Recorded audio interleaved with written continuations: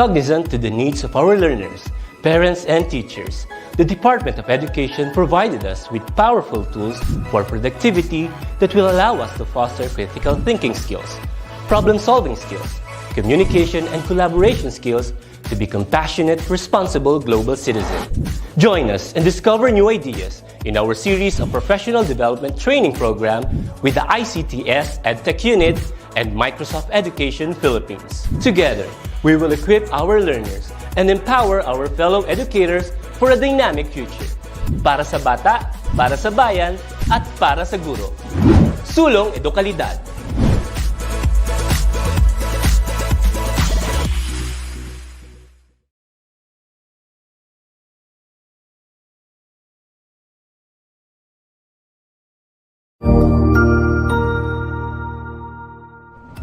Magandang araw, Sir Wilbur po, at your service. Narito ang ETUlay upang gabayan ka sa inyong pag-aaral upang lubos na maunawaan ang iba't ibang paksa o subject. Ang ETUlay ay isang free online tutorial class na pinangungunahan ng ICTS Educational Technology Unit sa pamumuno ni Undersecretary Elaine Del P. Pascua. Ang programang ito ay hindi lamang para sa mga bata, kundi ito rin ay magsisilbing gabay sa mga magulang at mga guro kung paano nila ituturo o gagabayan sa bawat asignatura ang kanilang mga anak o mga estudyante. Sa kasalukuyan, ang self-learning module mula sa rehiyon ng Calabarzon at kilala sa tawag na pivot ang ginagamit sa ating ETUlay online class. Kaya ano pang hinihintay ninyo? Ihanda na ang inyong mga ballpen o lapis, papel o kwaderno at samahan kaming itulay ang pagkatuto para sa bawat batang Pilipino. Sama-sama tayong magtutulungan para malampasan ang mga hamon sa panahong ito. Halina't matuto kasama ang inyong online tutor sa oras na ito.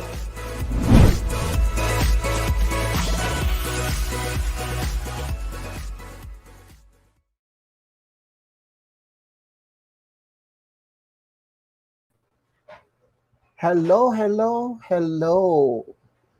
Good afternoon. Magandang hapon sa lahat, Luzon, Visayas, at Mindanao. Nandito na po tayo every Thursday, Huwebes Day, sa ating ETUlay program na Philippine Politics and Governance. Okay? Now, we are now in our Week 3. Quarter 4. So, madali lang, ilang araw lang o ilang linggo lang, week 3 na. So, palagi nating isipin, be safe, and of course, get ready with our learning. Okay? So, get prepared with your learning modules, your notes and pens, of course, laging focus sa ating mga sasabihin. Dahil magko-comment kayo. Okay? Sige.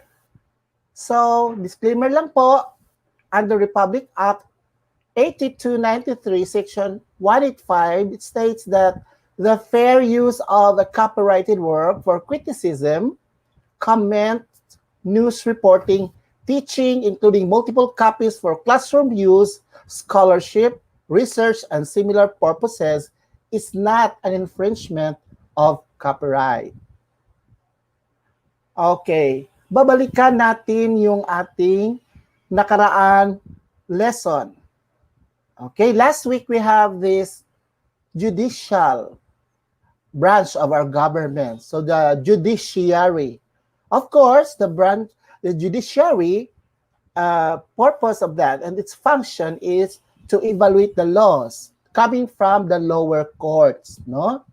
Of course, the lower courts involves the Court of Appeals, Sandigan Bayan, Court of Tax Appeals. The highest court of the land is called the Supreme Court. So lahat ng mga hindi mapatupad o hindi kayang i-resolve dito sa lower courts ay doon idadala sa Supreme Court. Okay? So, ini-evaluate sila kung yung mga decision na yon ay nakasaad ba or constitutional ba? So, yan ang ating lesson last week. Okay? So, punta tayo. Ito, decoding the pictures. Yeah. Didecode natin ito mga pictures because this will be part of what we are going to discuss this day. Okay? So, what do you have? This one, a picture. So, this is something to do with local or location. There's a plus sign. And of course, there is what we call this one. You have to cut the rope. No, the puppet is being tied to the rope, and now there's a scissor that will cut it off. So what does it mean? Local plus this one, this picture. A puppet with the strings being or about to be cut off. Okay, ano yan? What particular expression is that? Tama. That's local autonomy. Meaning to say, autonomy, hindi ka na under yun ng control or hindi ka na hindi ka na nakakonect doon sa hibla ng nagko-control sa'yo. So meaning, mayroon siyang kanyang independent action and maybe thoughts. This one, anong picture to? Can you decode the picture? Sige nga. Okay. Yan ay logo ng Department of Interior and Local Government. At kung titingnan nyo, may mga kalasag at sa mga tao, So, this really involves meaning. And then, ang kapuluan ng Pilipinas is on the center with the DILG, which stands for the Department of Interior and Local Government. And ito naman, alam nyo ba ito? Siya ay, okay, makita nyo dito, military. Saka yung apelyido na anyo. Ngayon, nandito na siya as, sino siya? Of course, no other than our Secretary of the ILG, Secretary Eduardo Anyo. He was a Philippine Army General who is served during that term, 2018, ni Pangulong Duterte, and he is now our Secretary of the DILG. Of course, now, ito, i-assess natin, titingnan natin kung meron ba kayong nalalaman sa ating tatalakayin ngayon. Okay, just say I or nay. Alam nyo, ito ay expression sa Europe or galing sa Great Britain or even sa atin naman, sinasabi natin I means yes, nay means no. A or I, that's yes or totoo. Nay means hindi totoo or no. Sige nga, let us assess your knowledge. Okay. Is it I or nay? Local government units are absolutely autonomous from the direct supervision of the national or central government. Is it I or nay? Okay, it's nay, it's no. Why? Hindi, ang expression kasi absolutely, hindi naman absolute. Meron din namang supervision ang ating chief executive or the president of the Philippines. So, hindi absolute. Tatalakayin natin yan later. Second question. Provision of health services and essential facilities are basic functions of the LGU. So, is it I or nay? Is it I meaning yes? Okay. Good afternoon sa'yo. Eva Daimi or Dimi. Ang sagot niya ay nay, meaning no. Tingnan natin. Yung provision ba ng health services and essential facilities are basic function ng LGU? I mean to say yes. Isa yan sa mga provision na autonomous or ng local autonomy ng local government unit. So, ibig sabihin yung health services, yung mga health natin, for example, health centers, yun ang nagbibigay ng mga basic health services. At saka yung essential facilities, yung garbage collection, yung patubig, yung ganun, yan ay basic function ng LGU. It's alright. Third, local autonomy is a feature in local government. Local autonomy is a feature in local government. Is it I or nay? Okay? The answer is I. Yes. Local autonomy is, of course, the very essence of local government. And lastly, chartered cities can vote for provincial election of governors. Chartered cities can vote for provincial election of governors. Is it a aye or nay? The answer is no, nay. Dahil pag chartered ka na, may sarili ka ng local code.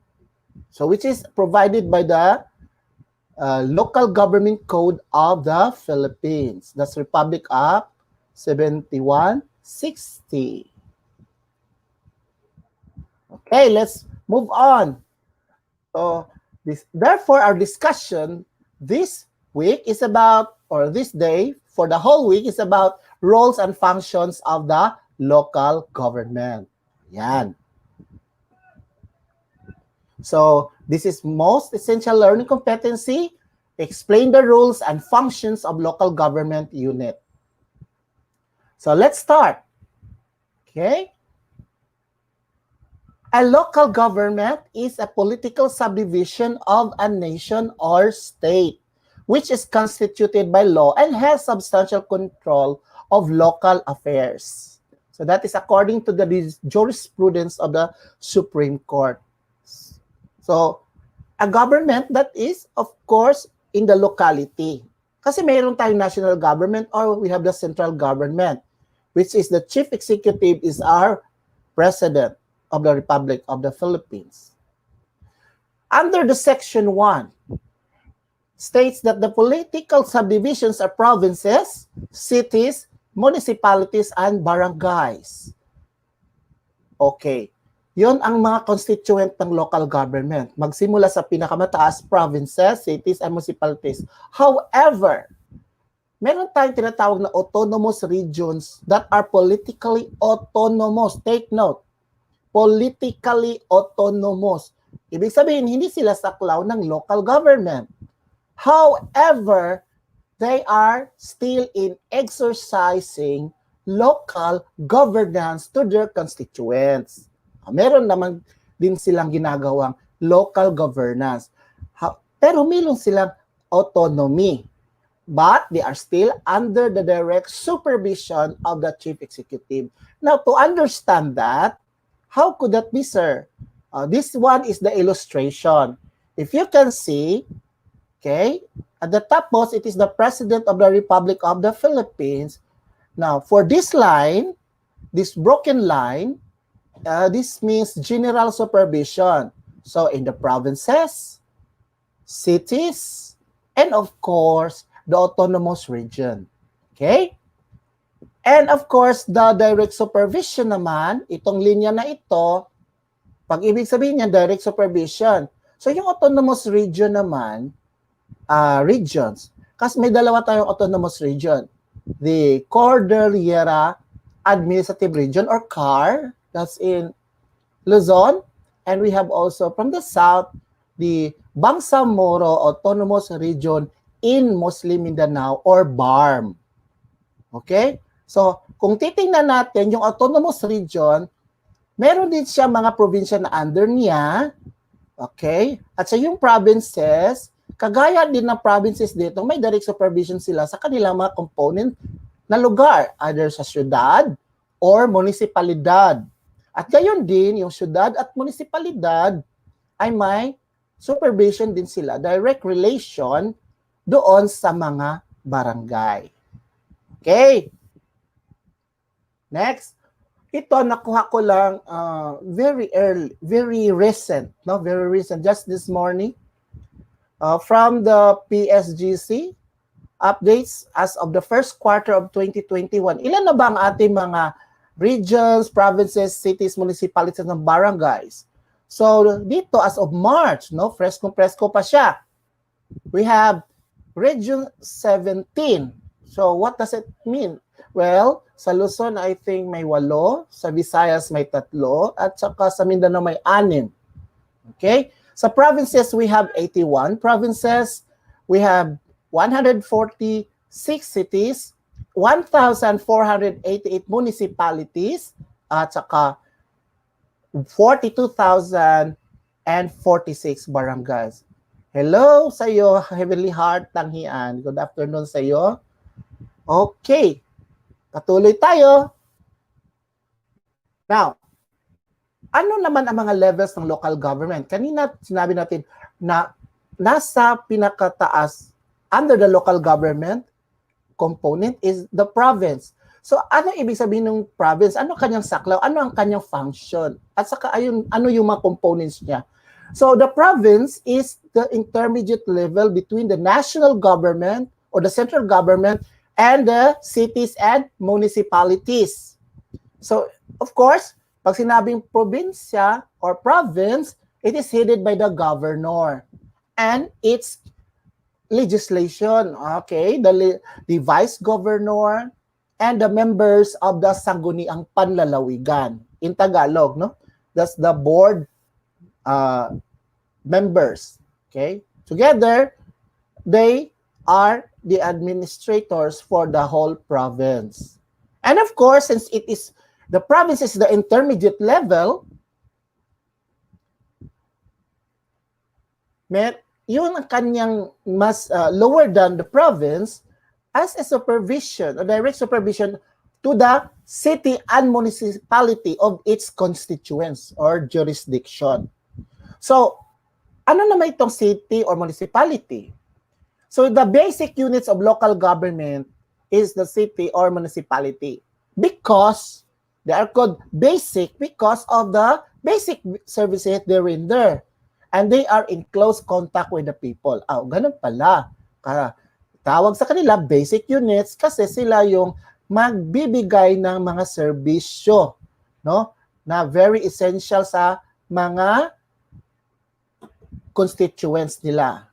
Okay? Sa mga residente. So it is headed, of course, by the mayor and the vice mayor. So, alkalde o vice-alkalde. At saka ang tawag sa buong lehislatura or components ng nag-a-administer ng city at municipality ay sangguniang bayan or the legislative.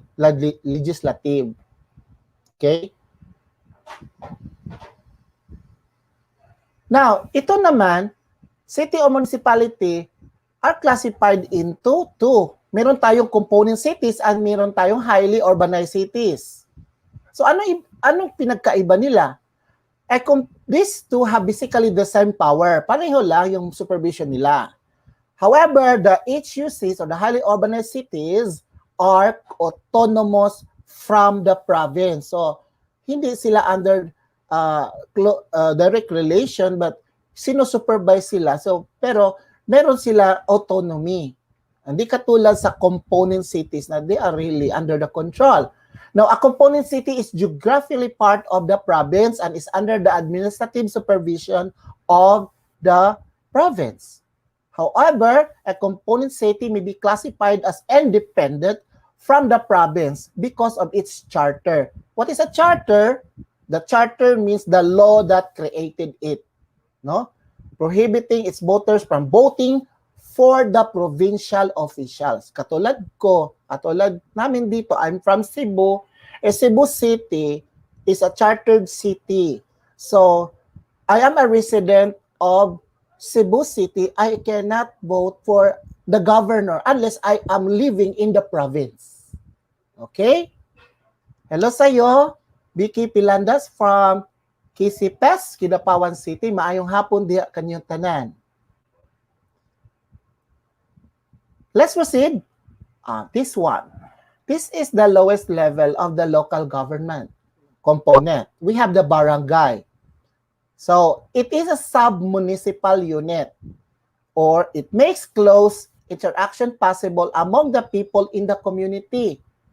So, it primarily supports the service being rendered by the city or municipal government. Sumusuporta lang sila kung ano yung mga programa ng municipality or lungsod at saka yung syudad, kung saan sila under the jurisdiction. Okay.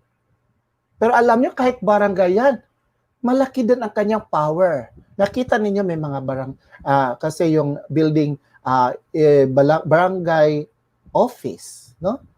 So walang barangay structure or opisina ng ating barangay captain. Yung barangay captain or the barangay chairman is the head of the barangay. Wala siyang vice barangay, walang ganon.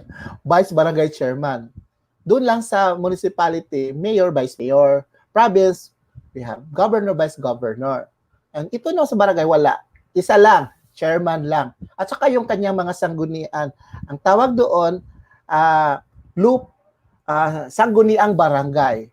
Kung nakikita niyo dyan, may lupong tagapamayapa. Ibig sabihin, ito naman ang kanilang parang nagsisettle ng mga cases, yung mga ordinary cases, no? Nag-away, hindi ka nakabayad ng utang, or maybe pinagbintangan ka, or hindi nagkakaintindihan, or may mga personal na pagkakaalitan, doon sa dinidinig yan sa barangay. Hindi mo na yan pinapunta doon sa municipalidad. Dahil we want them to settle the dispute under the jurisdiction of the lupong tagapamayapa. So, lupon meaning Council of Peace, no? Peace Council. Yan. At saka yung mga legislature, mga konsihal, dyan ay ang tawag, sangguniang barangay. Okay, kuha na. Now, what about the budget of the local government? Saan sila kumukuha ng budget? Kumukuha lang ba sila ng budget sa donation ng mga constituent? Abay, hindi. So, in 2018, the LGU's IRA, ano yung IRA? That's Internal Revenue Allotment. So, if you have heard this one, this is the corresponding amount equitable to the cities. Now, hindi ko lang tatalakayin dito kung ano yung mga kwalifikasyon, paano maging isang province, paano maging isang siyudad, dahil hindi yan saklaw ng aking competencies sa pagtuturo. However, yung barangay, yun ang sangguniang panlalawigan or ang lungsod mismo ang mag-create kung kwalipikado na ba ang isang barangay na maging isang barangay. But the rest, kailangan siya doon sa legislation sa pinakamataas, no? Sa mas mataas. For example, sa lungsod, itatalakay niya, no? Gagawan niya sa kongreso para maging isang lungsod or maging isang probinsya. So, yung kanyang allotment ay galing sa 40%. Noon ito, 2018 ha, 40% of collections of all national taxes. So, out of 140 lang, yung 60 sa national government. Pero ngayon, dito nakuha ko to at present talaga, ngayon, sa panahon ng pandemya, according sa Philippine Daily Inquirer, February 2021, the LGU's era only came from 2/5 of national internal revenue taxes. But actually, I have read just this morning sa CNN Philippines that binibigyan ng kaukulang budget at saka kaukulang executive power ang local government. So, titingnan na lang natin kung ano yon, babasahin na lang. You know what? Mas maigi, mas mabuti kung magbabasa tayo ng mga tabloid, makikinig tayo sa, hindi fake news ha, yung mga totoong newspapers. No? At saka babalansehin natin. Meron naman tayong tinatawag na critical analysis. Diba? Yun is isang responsabling citizen. So ano yung mga tasks ng local government? Ang sabi natin, provide basic services such as, ano yan? Garbage collection, pagkukuha sa basura, health services, yung ating mga health center, etc. No? Yun ang basic health services. Yung patubig, kung walang tubig, yun. Yan din ay sa local government. So, enable the people to participate more fully in the governance of the community. So, we make the people to be involved, no? 'Di ba pag may mga gawain diyan, okay, maglilinis tayo sa kalsada, linis tayo ganito, local government. Alam niyo, napaka-powerful ng local government. Diyan sa Maynila, nakita niyo, local government, national government, para malinis yung kahabaan ng Manila Bay. So, ganun talaga, dapat pahalagahan kasi ang problema naman nagsisimula sa maliit, no? Kung saan doon ang barangay. Promote rural development. Kaya marami ng mga areas na pinapaganda dahil sa local government. At saka implementing national welfare policies. Hindi nawawala yung programa ng gobyerno na natatranslate doon sa kaibuturan ng probinsya, munisipalidad o syudad, at saka sa barangay. So, let us distinguish between the LGU. Kasi may local autonomy yan, di ba? Yung local autonomy is the distinguishing feature of LGU. Now, which pertains to the degree of self-determination. So, it means that local autonomy means decentralization of administration at saka decentralization of power. Ano ibig sabihin nun? Anong pagkaiba nun? Okay? Decentralization of administration when the central government delegates administrative powers to political subdivision. Ang ibig sabihin niyan, maging self-reliant ka. Gawin mo to. Gagawin mo to. Okay? Dapat doon, tingnan mo rin kung yung ginagawa ng local government ay naaayon din sa kagustuhan ng ating konstitusyon. Okay? At saka relieving the burden of managing local affairs. So yung central government, hindi na sila mabiburden. So ang tawag dyan, deconcentration. Oh, diba? Mas maigi naman siguro na ibigay nyo lang sa iba yung mga gawain. Huwag kayo maging macro-management masyado. Bigay nyo self-reliance and deconcentration. Yun naman sa bahagi ng decentralization, yung power, ibig sabihin, involves abdication of political power in favor of local government units declared to be autonomous. So, ibig sabihin nito, devolution. Devolution, decentralization. Yan ang mga characteristics. Self-reliance, deconcentration. So, devolve. Ano ba yung devolve? Yung ibig sabihin, may mga serbisyo na devolve yung power ng mga serbisyo. So, ano yun? Okay, these are the Local Government Code, Section 17 of 1991. These are the allowed devolution. Hindi naman lahat dinidevolve. So, yung local infrastructure for education, irrigation, and trade. So, let me make this clear. Yung infrastructure, so tumutulong sila sa paggawa. Hindi naman yung budget. So, may allocation sila kasi kinukuha nila sa ERA para sa edukasyon. Kasi yung Department of Education, that is national government, not a local government. But, meron silang, of course, part of their budget is given for education. At saka irrigation, yung patubig. Agrikultura, natural resource management.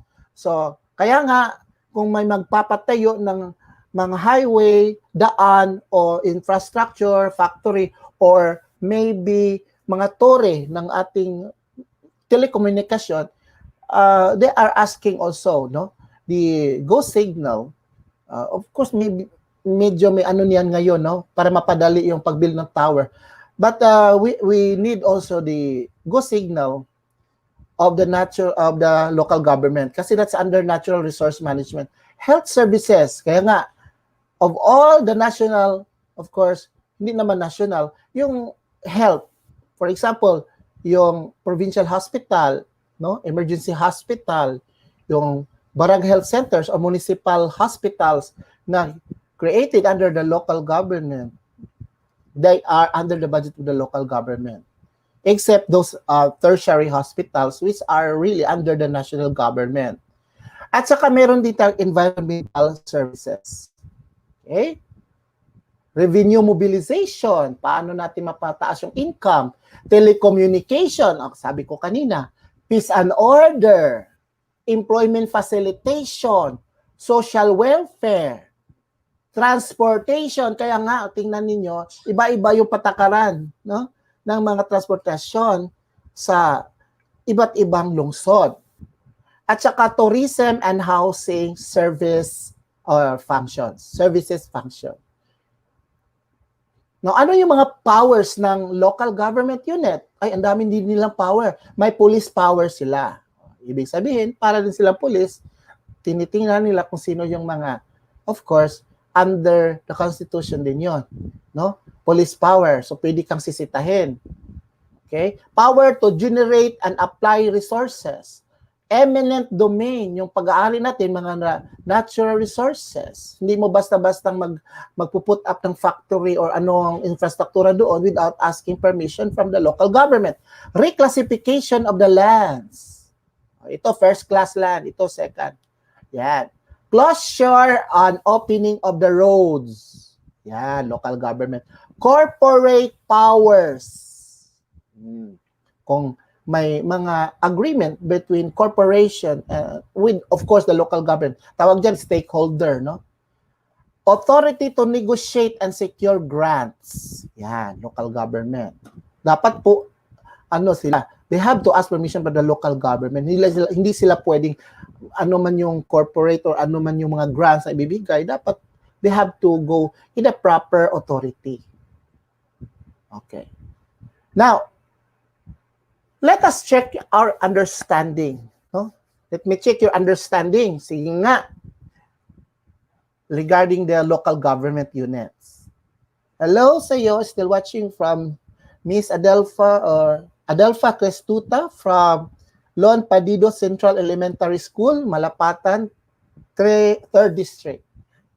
And good afternoon din sa aking mga kasamahan sa Science and Technology Education Center, lalong-lalo na sa aming butihing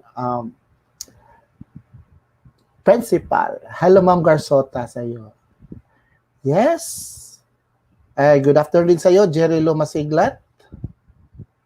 Now, ito ang unang tanong. Let's check your understanding. Okay. Choose which one is the correct answer. Sige nga, letter only. Which of the following is not the rule on function of the local government unit? Which one is not the rule on function of the local government unit? Is it A, supervision of national agencies, B, rural development, C, provision of basic services, and D, natural resource management?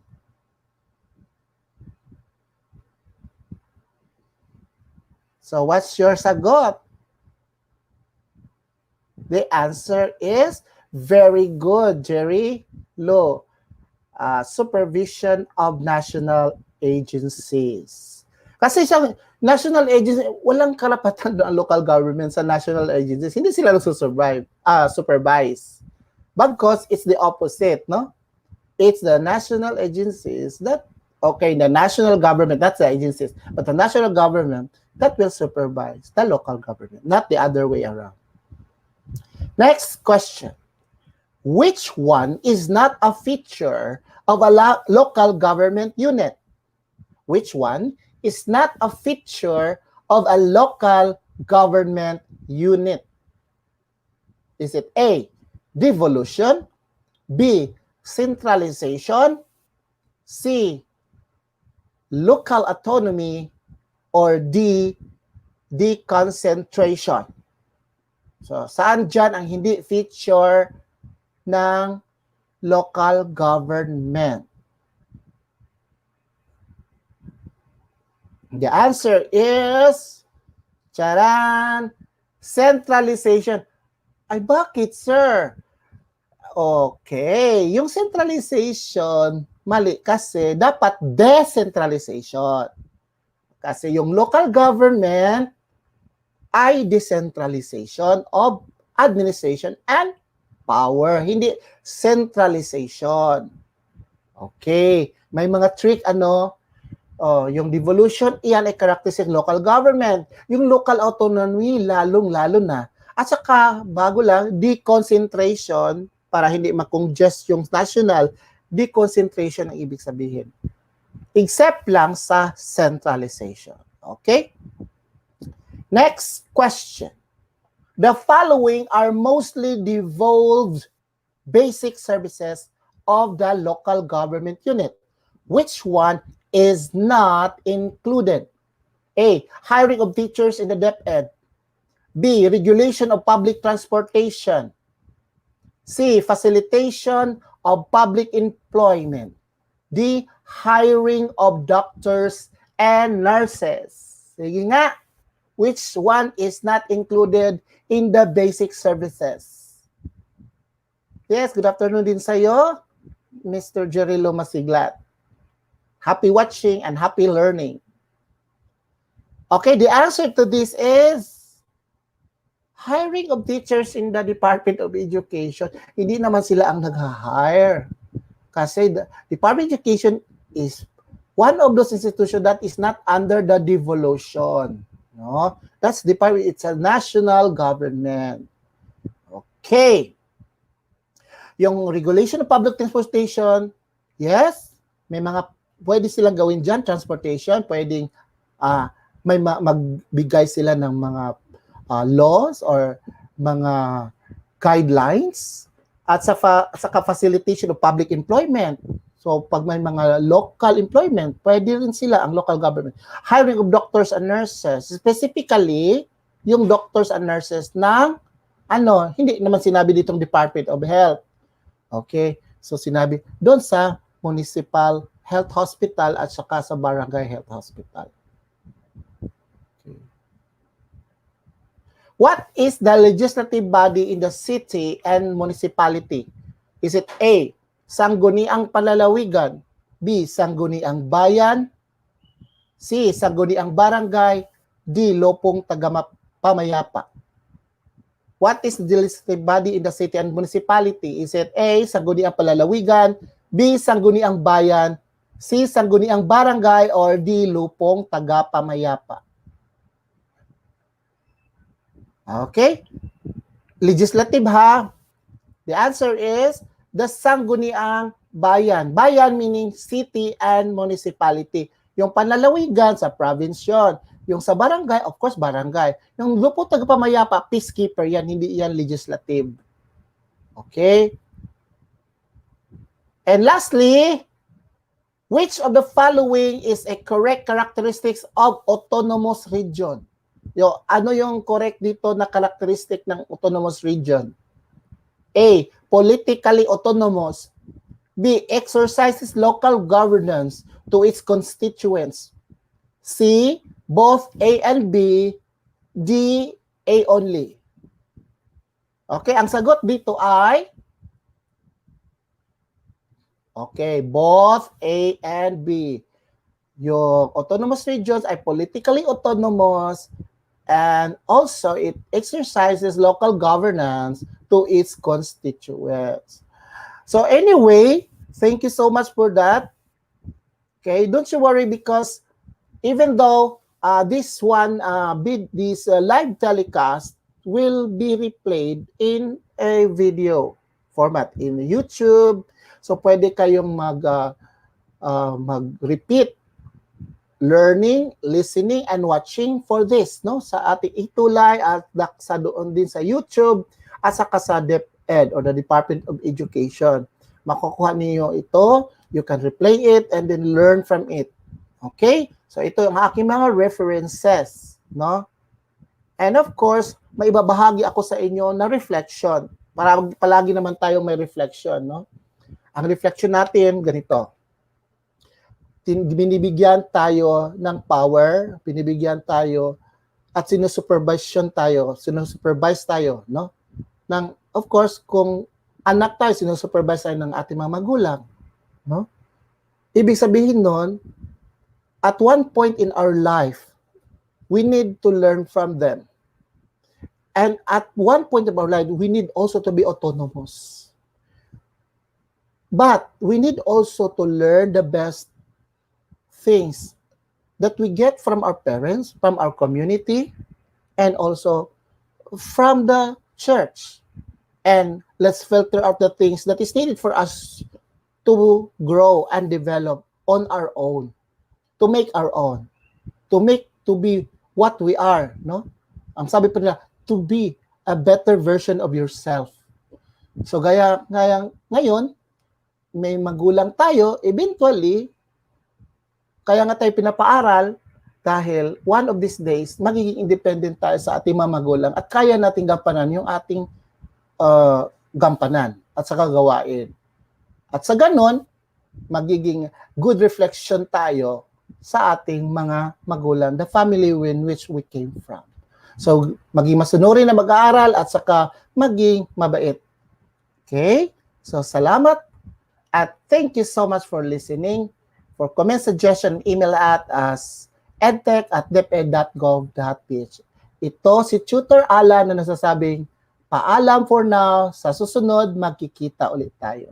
Happy learning! Bye!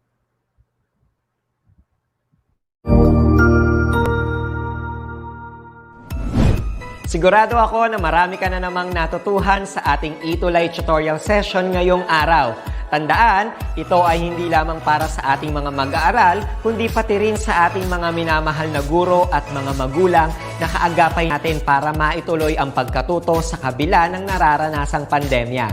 Patuloy ding sumubaybay sa DepEd TV para sa mga araling ginawang video episodes. Mapapanood ito mula Lunes hanggang Sabado, alas 7 ng umaga hanggang alas 7 ng gabi sa inyong mga telebisyon.